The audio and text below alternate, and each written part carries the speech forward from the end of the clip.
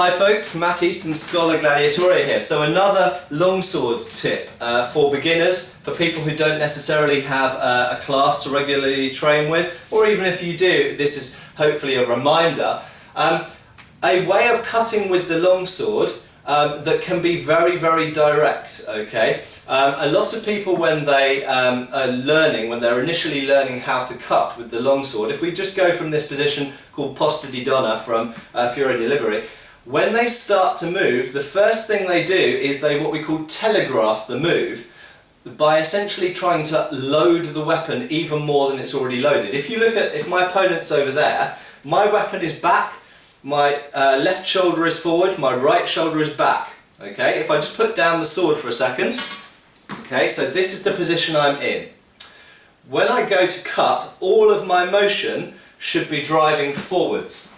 Okay, what a lot of people do is before they move forwards, they come back like they're taking a breath. They do this and then they move forwards. Okay, so looking at me at the front, so if you're my opponent now, they go back before coming forwards.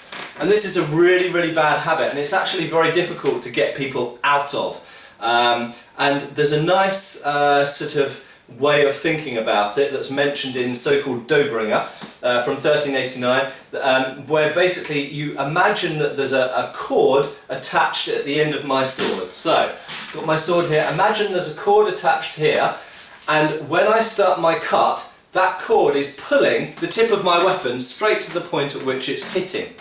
Okay, so there should be no, when I start to cut, there should be no upwards movement or twisting backwards movement or backwards this way or any bobbing up and down or anything like this. As soon as I start to cut, bam, it should be all direct and forward.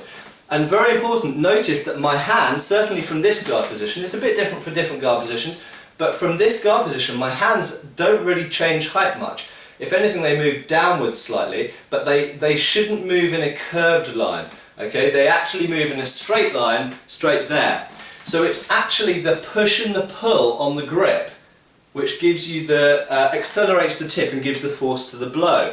It's not like swinging a sledgehammer or an axe to chop down a tree. I'm not sort of, or even a baseball bat, I'm not moving the whole weapon like this, okay, in a kind of great big arc. I'm actually moving in a straight line forwards with my body, okay, pushing with the top hand and actually almost pulling backwards a little bit with the bottom hand. So it's all about the lever, okay, and accelerating that tip to be as fast as possible.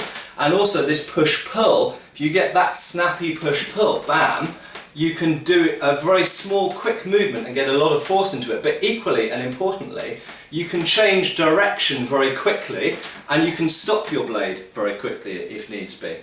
Okay, so when you're practicing your cuts, remember the push and pull on the grip and try not to telegraph the move before you cut. Everything should be forwards and direct from the beginning and straight line.